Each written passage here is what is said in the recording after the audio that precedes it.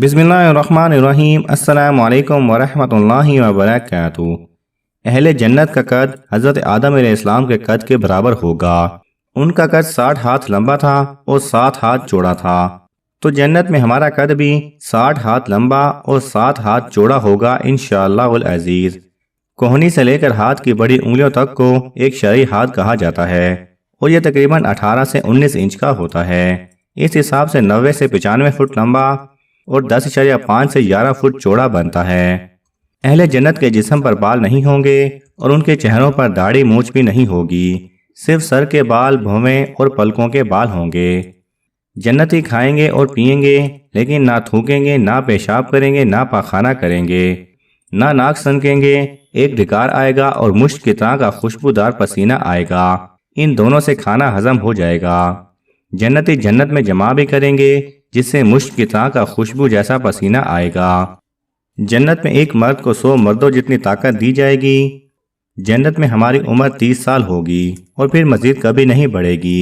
और यह 30 साल कमरी हैं। अगर इन्हें सूरज के सालों में तब्दील किया जाए तो 29 साल 1 माह और 8 दिन की उम्र बनती है। इस उम्र में तो आदमी बिल्कुल जवान होता है। एक हदीस में आता है कि क़यामत के दिन सब लोग 30 साल के उठाए जाएंगे।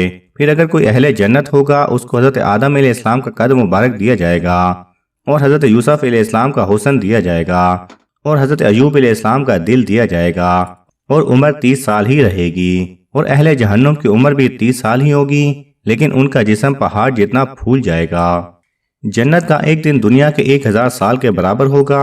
और जब जन्नत में रात होगी तो अंधेरा नहीं होगा, बल्कि पर्दे गिरा दिए जाएंगे, जिससे जन्नतियों को पता चल जाएगा कि अब रात हो गई है। जन्नत में सूरज नहीं होगा, बल्कि अर्श से एक नूर निकलेगा, जिससे जन्नत में रोशनी होगी। जन्नत में नींद नहीं आएगी। जन्नत में थकावट भी नहीं होगी। सबसे अदना जन्नती को अल्लाह ताला 80,000 नौकर देगा और 72 बीवियां देगा।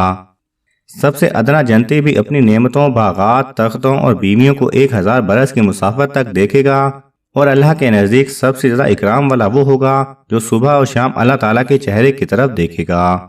एक हदीस का मफहूम है कि अगर जन्नत की हूर ज़मीन की तरफ झांक ले तो जन्नत से लेकर ज़मीन तक हर चीज़ रोशन हो जाए, यानी सातों आसमान भी रोशन हो जाएं और ज़मीन भी।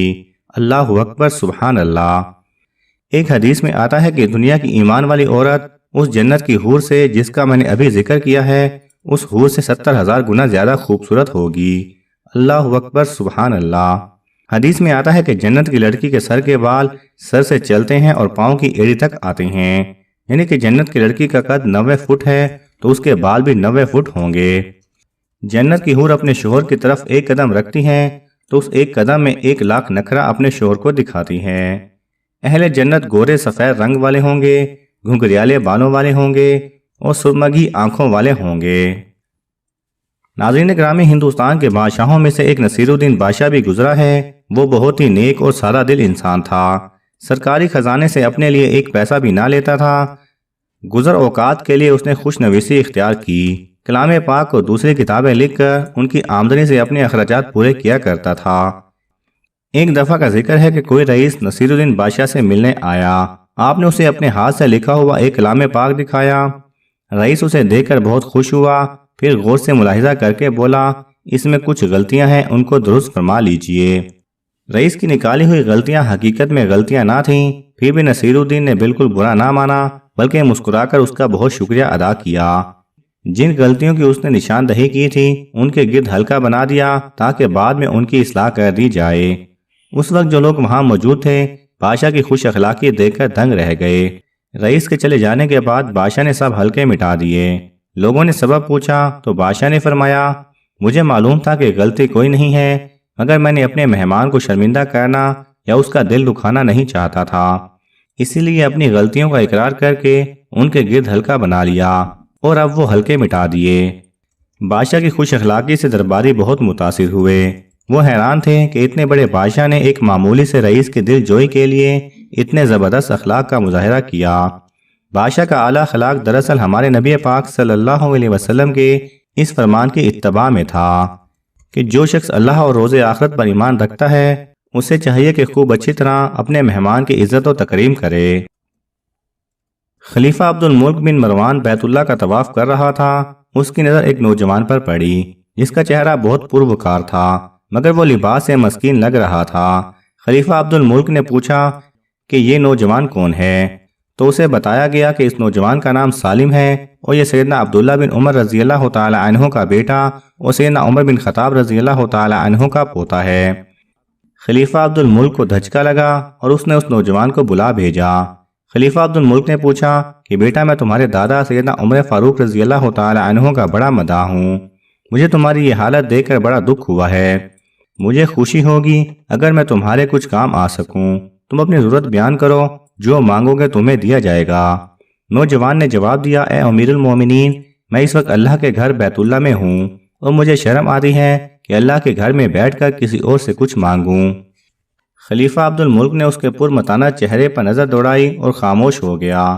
خلیفہ نے اپنے غلام سے کہا کہ یہ نوجوان جیسے ہی عبادت سے فارغ ہو کر بیت اللہ سے باہر آئے اسے میرے پاس لے کر آنا۔ سالم بن عبداللہ بن عمر رضی اللہ تعالی عنہ جیسے ہی فارغ ہو کر حرم کعبہ سے باہر نکلے تو غلام نے ان سے کہا کہ امیر المومنین نے آپ کو یاد کیا ہے۔ سالم بن عبداللہ خلیفہ کے پاس پہنچے۔ خلیفہ عبد الملک نے کہا، نوجوان اب تم بیت اللہ میں نہیں ہو، اب اپنی حاجت بیان کرو، میرا دل چاہتا ہے کہ میں تمہاری کچھ مدد کروں۔ سالم بن عبداللہ نے کہا، اے امیر المومنین، آپ میری کون سی ضرورت پوری کر سکتے ہیں، دنیاوی یا آخرت کی؟ امیر المومنین نے جواب دیا کہ میری دسترس میں تو دنیاوی مال و متاع ہی ہیں۔ سالم بن عبداللہ نے جواب دیا کہ اے امیر المومنین، دنیا میں تو میں نے کبھی اللہ سے بھی نہیں مانگی، جو اس دنیا کا مالک کل ہے، آپ سے کیا مانگوں گا؟ میری ضرورت اور پریشانی تو صرف آخرت کے حوالے سے ہے، اگر اس سلسلے میں آپ میری مدد کر سکتے ہیں تو میں بیان کرتا ہوں۔ خلیفہ حیران و ششدر ہو کر رہ گیا اور کہنے لگا کہ نوجوان، یہ تو نہیں، تیرا خون بول رہا ہے۔ خلیفہ عبد الملک کو حیران و ششدر چھوڑ کر سالم بن عبداللہ وہاں سے نکلے اور حرم سے ملحقہ گلی میں داخل ہوئے اور نظروں سے اوجھل ہو گئے۔ یوں ایک نوجوان حاکم وقت کو آخرت کی تیاری کا بہت اچھا سبق دے گیا۔